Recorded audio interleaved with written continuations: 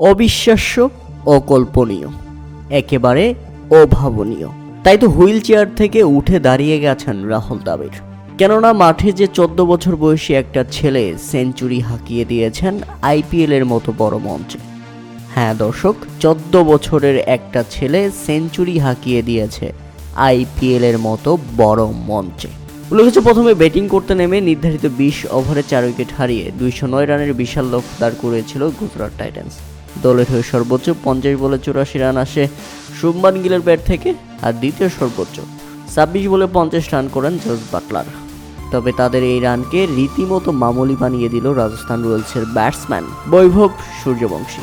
কেননা মাত্র 35 বলে সেঞ্চুরি হাঁকিয়েছেন 14 বছর বয়সী এই ক্রিকেটার।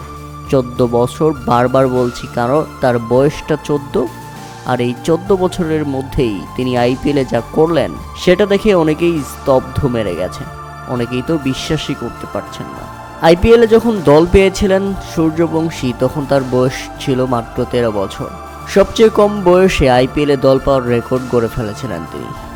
এবার রেকর্ড গড়লেন সবচেয়ে কম বয়সে সেঞ্চুরি হাঁকিয়ে। সেই সাথে আইপিএলে দ্বিতীয় দ্রুততম সেঞ্চুরি করেছেন বৈভব সূর্যবংশী। 35 বলে সেঞ্চুরি হাঁকান তিনি। টপকে গেছেন ইউসুফ পাঠানকে। 1 নম্বরে রয়েছেন ক্রিস গেল, যিনি কিনা 30 বলে সেঞ্চুরি হাঁকিয়েছিলেন। তাই তো মাত্র 16 ওভারের মধ্যেই খেল খতম হয়ে যায়, জিতে যায় রাজস্থান রয়্যালস। 8 উইকেটের কি বড় জয়! যেই জয়টা মূলত এসেছে এই 14 বছর বয়সী ছেলেটার হাত ধরেই। একেবারে তাক লাগিয়ে দিয়েছে ব্যাট হাতে।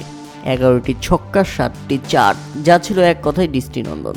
শুধু দেখতেই ইচ্ছা করছিল তার ব্যাটিংগুলো, রীতিমতো হাইলাইটের মতো শুধু মেরে যাচ্ছিলেন আর মেরে যাচ্ছিলেন।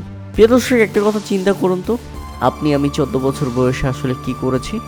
স্কুলে যাওয়া, স্কুল থেকে এসে মাঠে খেলতে যাওয়া, এছাড়া আমাদের মাথায় আর কিছুই ছিল না। কিন্তু এখন এই 14 বছর বয়সী বালককে দেখে মনে হচ্ছে আমরা কতটা পিছিয়ে ছিলাম এবং এখনও আছি।